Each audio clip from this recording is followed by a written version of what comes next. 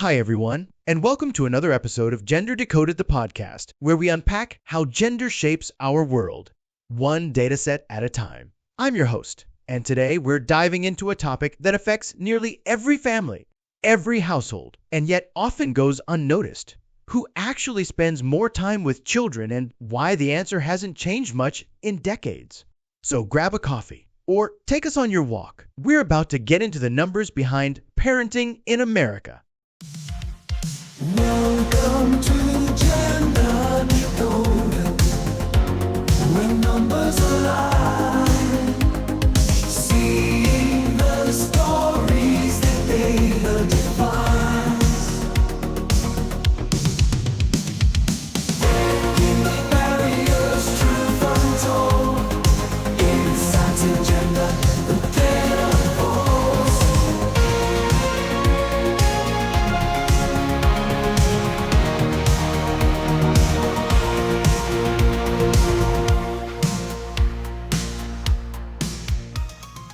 Let's start by setting the stage. Parenting is often described as a shared journey, and culturally, we've come a long way. Dads are more present at school pickups, more visible in playgrounds, and increasingly vocal about their role at home. And yet, despite this narrative shift, the data tells a much different story, one that's quieter but persistent. In today's episode, we're going to unpack the time gap between men and women when it comes to caring for children in the U.S. We'll walk through a fascinating data visualization, understand how the data was collected, explore what it says, and talk about what this all means for equality, well-being, and modern family life. Now let's rewind and give some background. This isn't a new story. The second shift, a term coined back in the late 80s, describes how women often return from their day jobs only to begin a second round of unpaid work, cooking, cleaning, and of course, child-rearing. While men's participation in household tasks and child-rearing has grown, women are still carrying the bulk of the load. And this isn't about blaming or finger-pointing, it's about understanding the structural forces and cultural habits that quietly assign caregiving to one gender more than the other. To see how this shows up in real life, we look at how people spend their time. The data we're discussing today comes from the American Time Use Survey, or ATUS. It's a nationally representative survey conducted annually by the U.S. Bureau of Labor Statistics. Participants, thousands of them each year, are asked to recall everything they did the day before, from work and sleep to screen time and, yes, childcare. For this analysis, researchers pulled data from 2010 to 2023.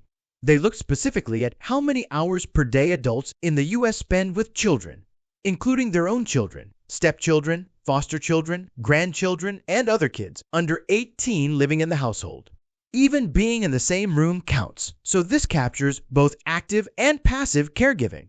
So what did they find? In short, the gap is wide, and it's everywhere. Across every age group, women spend more time with children than men.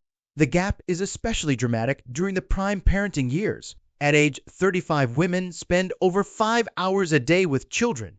Men the same age, just about 3 hours. That's a 2-hour difference every single day.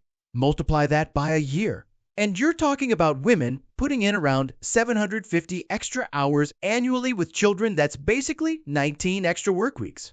The curve for women rises steeply starting in their 20s, peaks in the mid-30s, and then gradually tapers off. For men, it also rises, but never reaches the same height. And although the gap shrinks in later years, say after 60, women still log more time with grandkids and younger family members than men do. Now, here's where it gets even more interesting. That 5-hour daily average for women isn't just about direct care like feeding or helping with homework. A lot of that time is what's called secondary care, being on call, supervising, being mentally available. And that load? It's heavy. Studies show women wake up more often at night for child-related issues. They're more likely to be the default parent, the one called by the school, the one making doctor's appointments, planning birthday parties, and remembering to buy new socks. And here's another mind-blowing fact. In households with children under age 6, women spend 6.6 hours per day on childcare when you include secondary tasks. For men, that number is 4.8.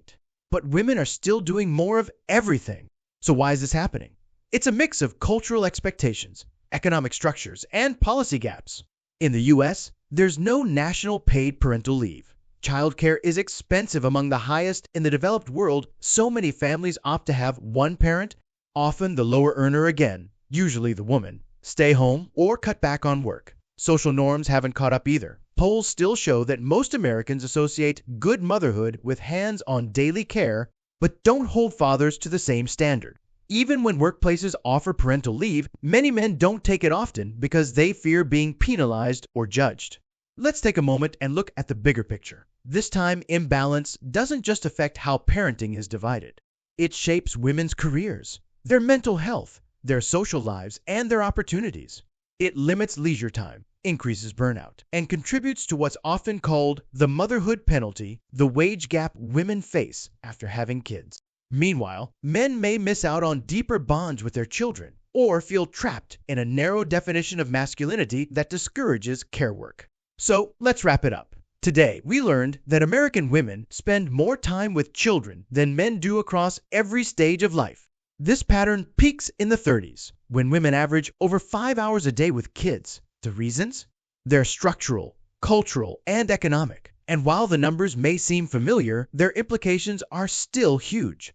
Understanding this care gap is essential, not just for gender equality, but for family well-being, economic progress, and human connection. If we want to build a more equitable world, we need to ask better questions about how time is spent, who bears the weight of care, and what policies and cultural shifts are needed to balance the scales. That's all for today's episode of Gender Decoded. Thanks for spending time with me as we decode the invisible labor behind parenting.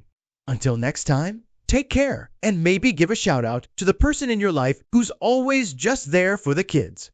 You know who they are. See you next time.